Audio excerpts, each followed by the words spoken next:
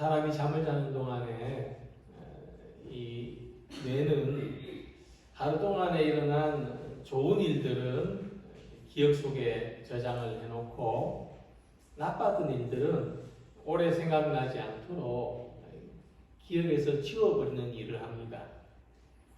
이같이 우리는 살아오는 동안에 좋지 않았던 일들은 빨리 잊어버리고 좋았던 일들은 오래 기억하기를 원합니다. 그래서 감사는 우리가 가지고 있는 이 좋은 기억에 대한 반응입니다. 좋은 기억이 많을수록 감사도 많겠죠.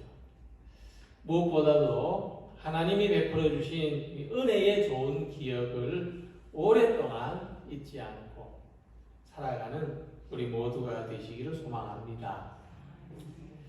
옛날 어느 나라에 흉년이 들었는데 한 부자 노인이 가난한 아이들한테 날마다 빵을 하나씩 나눠줬다고 합니다. 모두 한 개씩 가지고 갈 수 있을 만큼 넉넉한 빵이 준비되어 있었는데 아이들은 이 빵이 모자란 것처럼 먼저 받아가기 위해서 밀고 당기고 야단이었습니다. 하지만 그 중에 하나에는 맨 마지막까지 자기 차례를 기다렸다가 주는 빵을 받아들고 고맙습니다 하는 인사를 꼭 잊지 않고는 집으로 달려갔습니다. 그러던 어느 날 다른 날과 똑같이 자기 차례가 오기를 기다렸다가 역시 고맙습니다 하는 인사와 함께 빵을 받아들고 집으로 돌아갔는데 이제 빵을 식구들과 나눠 먹으려고 쪼개보니까 그 속에 은전 한 개가 들어있었습니다. 아이는 즉시 빵을 나누어준 부자 노인을 찾아가서 빵 속에 은전이 하나 들어있었노라고 말했더니 노인은 이렇게 말했습니다. 이것은 감사하는 사람에게 주는 특별한 상이란다.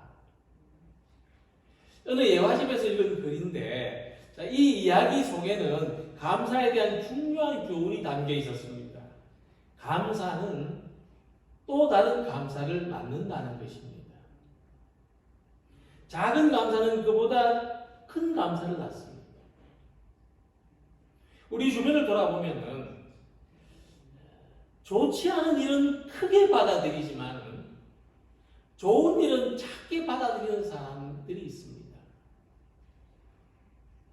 나쁜 일은 더 크게 받아들이고 좋은 일은 작게 받아들이는 사람에게 나쁜 일이 많이 생기겠습니까? 좋은 일이 많이 생기겠습니까?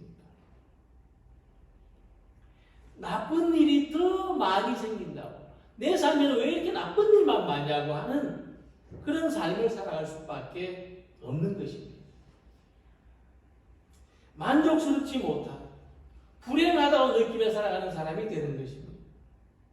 이것이 우리가 자신의 삶이나 자기에게 일어난 모든 좋은 일들을 사소하거나 당연한 일로 생각한다면 그것은 우리들에게 더 이상 좋은 일이 아니게 되는 것입니다. 그러나 아주 작은 일에도 감사한다면 반드시 우리는 또 다른 일로도 감사하게 된다는 것을 기억하시기 바랍니다. 우리의 삶 속에서 하나님의 은혜를 발견하고 그 은혜에 감사하게 되면 먼저 내가 행복해집니다. 우리가 감사하는 분량이 곧 우리가 느끼는 행복의 분량이 되는 것입니다. 사도 바울은 데살로니가전서 5장 18절에서 말씀하기를 범사에 감사하라. 이것이 그리스도 예수 안에서 너희를 향하신 하나님의 뜻이니라고 했습니다. 자, 범사에 감사하라는 이 말씀을 단순히 문자적으로만 보면은 마치 감사를 강요하는 것처럼 보일 수도 있습니다. 감사해.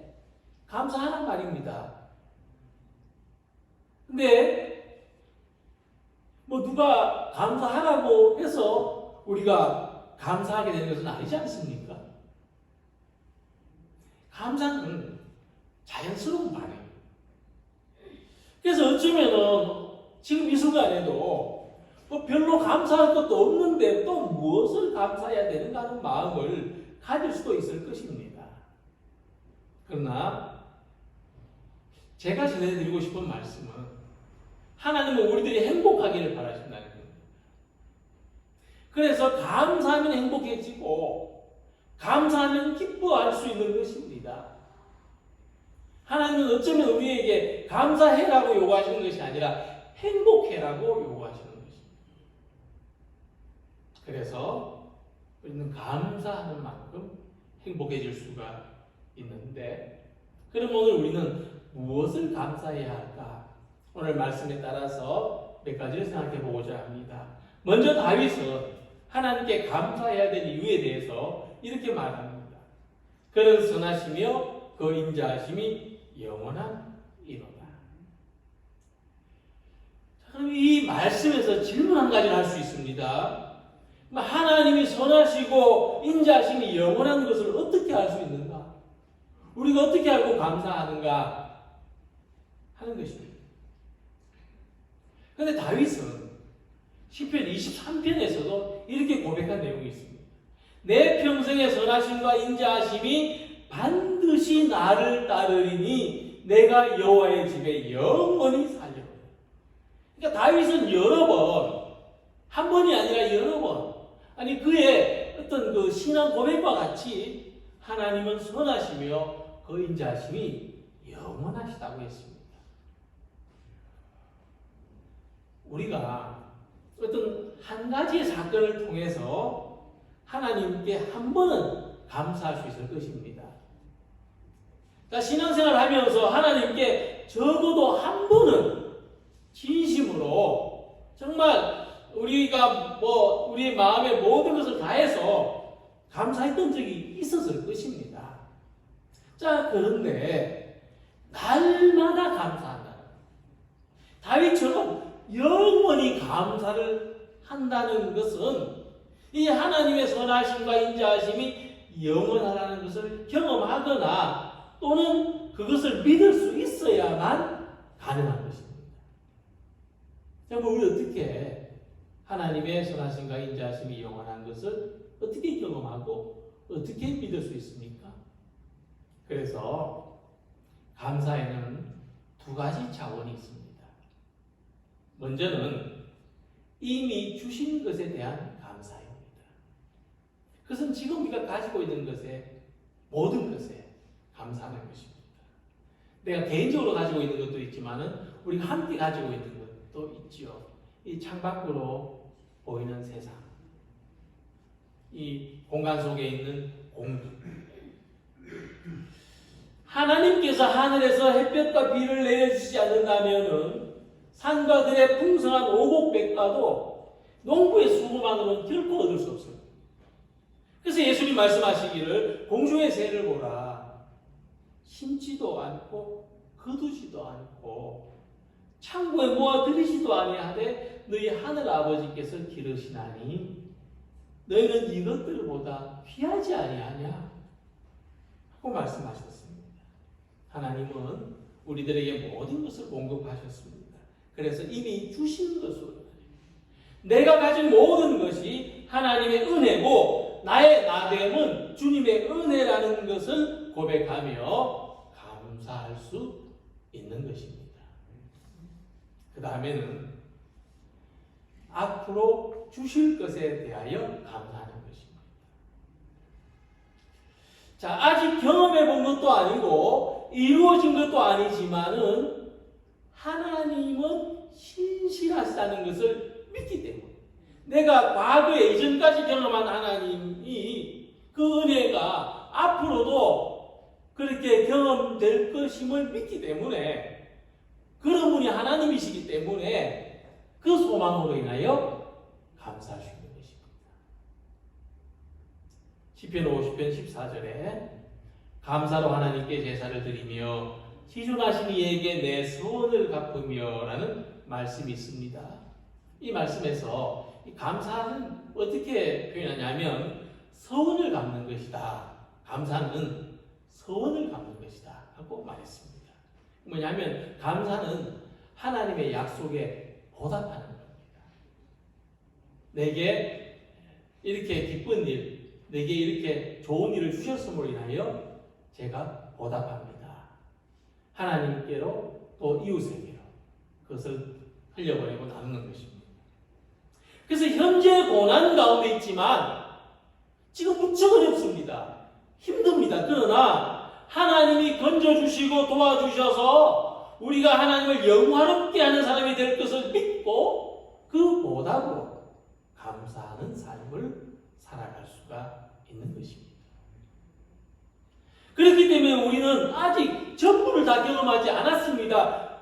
그럼에도 불구하고 하나님의 선하심과 인자하심이 영원하시다는 것을 감사할 수가 있습니다. 사실 시편에 나타난 다윗의 시를 보면은요, 감사하는 내용의 시보다 탄식하는 내용의 시가 더 많습니다. 시편 전체가 그렇습니다. 감사시보다 탄식시가 더 많습니다. 그러나 다윗의 모든 탄식을 다 합쳐도 하나님의 선하심과 인자하심이 영원하다는 이 한 줄을 넘어설 수 없습니다. 우리 삶의 모든 슬픔, 모든 아픔, 모든 괴로움, 고통, 한숨 다 합쳐도 하나님의 선하심과 인자하심이 영원하다는 이 감사의 확신을 못 넘어섭니다. 이것이 감사하는 삶의 위대함입니다. 이것이 모든 것에 감사하는 사람의 행복입니다. 하나님의 은혜를 아는 삶이 세상과 사람을 좋게 만듭니다. 이 영원한 감사를 품고 행복하게 살아가는 모든 성도들이 되시기를 소망합니다. 두 번째 감사는 구원하신 하나님에 대한 감사합니다. 너희는 이르기를 우리 구원의 하나님이여 우리를 구원하여 만국 가운데서 건져내시고 모으사 우리로 주의 거룩한 이름을 감사하며 주의 영광을 드높이게 하소서라고 노래했습니다. 이 본문의 배경을 좀 말씀드리면 하나님의 법궤가 있었는데 사울왕 시대에 블레셋 사람들과 전쟁하다가 전쟁에 져서 뺏겨버렸습니다. 엄청난 걸 잃어버린 거죠. 국보 1호 그보다 더 귀한 걸 뺏겨버린 겁니다. 그런데 우여곡절 끝에 이 법궤를 다시 되찾아서 이제 예루살렘으로 안전한 곳으로 정말 있어야 될 곳으로 옮겨올 때 다윗이 감사하면서 이 노래를 불렀습니다. 다윗이 이 사건을 어떻게 해석하냐면은 이것은 하나님의 구원이다. 이것은 우리를 구원하신 하나님의 은혜다. 이렇게 이 사건을 해석하면서 감사했던 것입니다. 자, 그러면 우리가 생각하는 구원은 좀 다른데 우리가 예수 믿고 제사함 받고 영생을 얻고 또 우리가 병에서 낫거나 우리가 어떤 가난에서 벗어나거나 이런 등등의 어떤 우리의 실제적인 필요가 채워지는 것을 우리는 더 구원이라는 의미에 가깝게 생각하는데 법궤를 찾아온 것을 왜 구원이라고 하느냐? 이것이 왜 구원의 사건이냐? 그 이유는 이 법궤가 가진 상징성에 있습니다. 법궤는 하나님의 임재를 나타내는 것이고 하나님이 우리와 함께 하신다는 것을 상징하는 것입니다. 그러니까 하나님이 우리와 함께 하신다고 하는 것이 구원의 경험이고 우리에게 감사의 이유가 되는 것입니다. 하나님이 우리와 함께 하신다는 것이 왜 구원이고 왜 감사냐? 사람은요, 나하고 다른 사람과의 관계가 있습니다. 근데 그보다 더 중요한 관계가 있습니다. 뭐냐면 나하고 나 사이의 관계입니다. 우리가 행복하게 살아가려면은 나하고 다른 사람 사이의 관계도 좋아야 되겠지만 나하고 나 사이의 관계 더 좋아야 됩니다. 근데 나하고 나 사이의 관계가 좋으면 나하고 다른 모든 것들의 관계가 좋지 않을지라도 잘 이겨낼 수가 있습니다. 그죠? 나하고 다른 사람과 관계가 안 좋아도 나하고 나 사이 관계가 좋으면 잘 이겨낼 수가 있어요.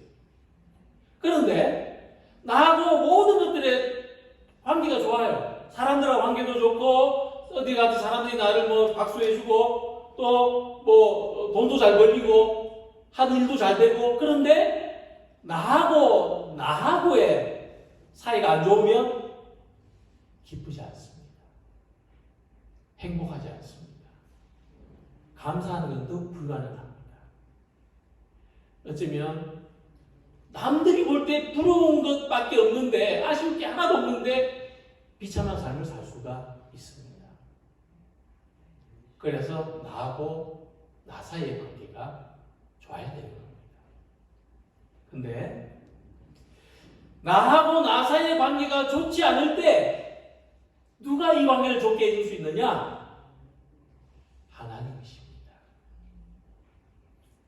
내 안에 나와 함께 계시는 하나님이 나하고 나 사이의 관계를 평화롭게 하시고 화목하게 하시고 행복하게 해주시는 겁니다. 세상에는요, 나하고 나 사이의 관계가 좋지 않아서 숨이 막혀가는 사람들이 너무나 많습니다. 막 그냥 사는 것 자체가 괴롭고 힘든 사람들이 참 많습니다.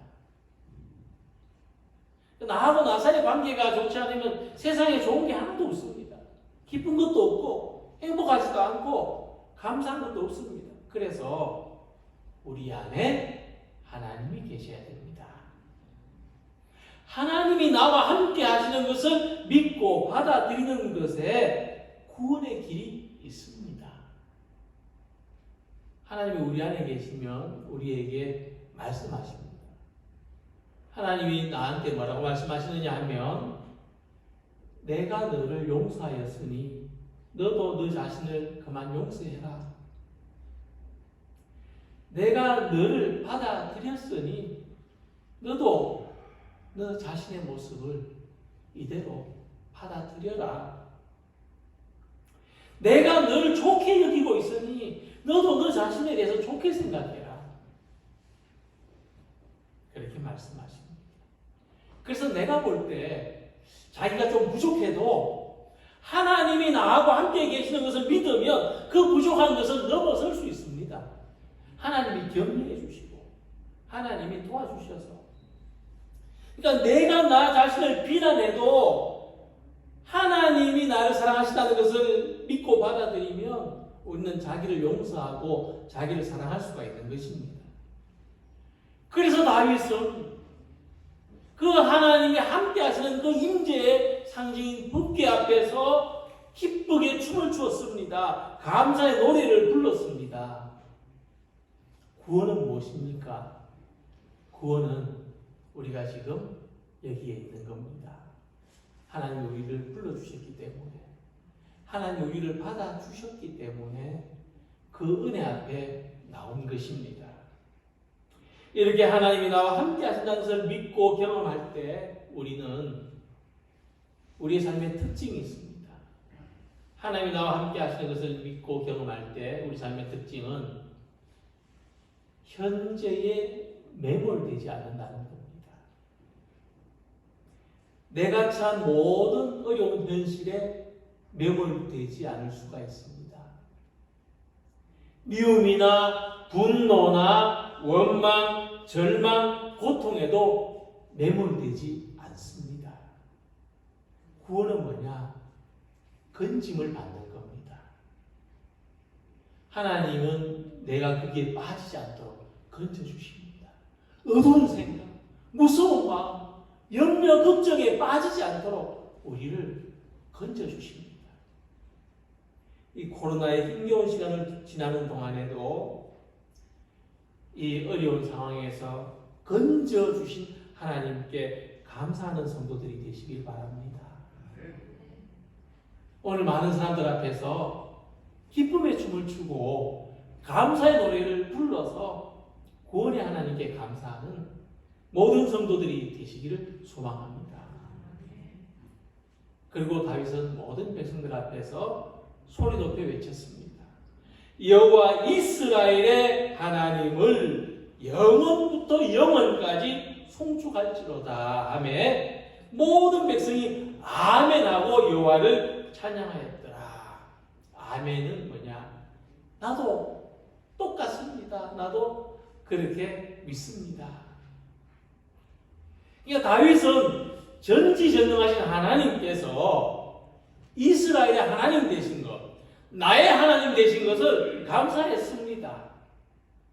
이 나의 하나님 어떤 하나님이십니까? 우리를 그렇게 괴롭히고 힘들게 했던 블레셋을 물리치신 하나님이십니다.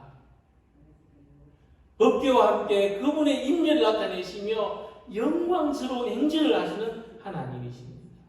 우리 앞에서 우리의 어깨가 들썩이게 하시는, 우리의 발걸음이 신나게 하시는 하나님이십니다.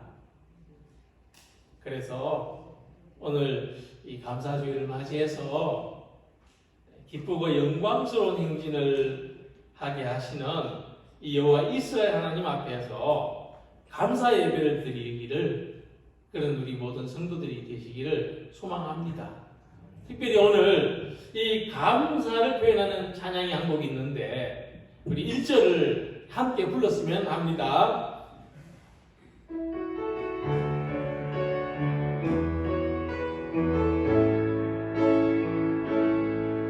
내가 누려왔던 모든 것들이, 내가 지나왔던 모든 시간이, 내가 걸어왔던 모든 순간이 당연한 건 아니라 은혜였소. 아침 해가 뜨고 저녁에 노을, 봄의 꽃향기와 가을의 열매, 변하는 계절의 모든 순간이 당연한 건 아니라 은혜였소. 모든 것이 은혜,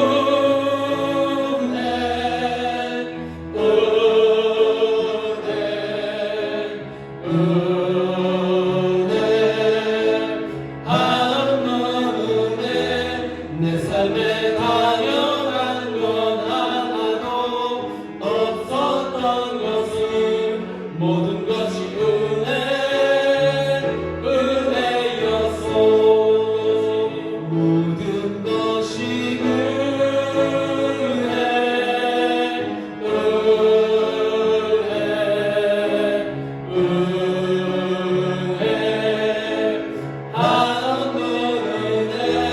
내 삶에 당연한 것 하나도 없었던 것은 모든 것이 은혜였소.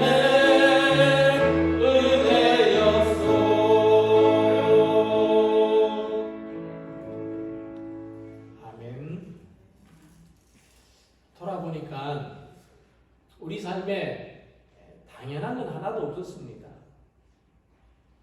그러나 하나님이 우리와 함께 해주셨기 때문에 내 삶의 모든 것이 은혜였다고 고백할 수 있는 것입니다.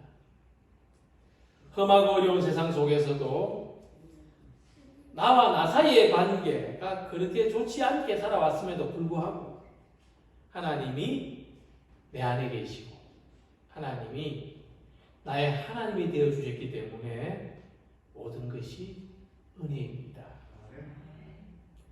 근데 지금 우리의 삶이 왜 밝지 않고 왜 어둡다고 느낍니까?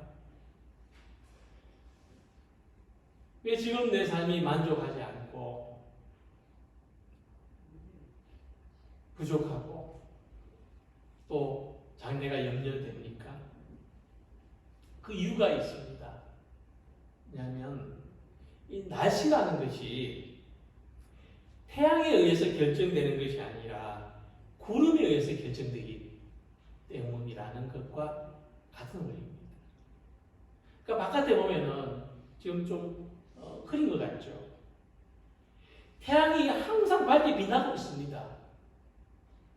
그런데 구름이 태양을 가리기 때문에 날씨가 흐리게 보이는 거죠. 또 흐린 겁니다. 마찬가지로 우리의 삶도 무엇이 결정하느냐? 원망과 불평, 근심과 염려의 구름이 우리 삶의 날씨를 결정합니다.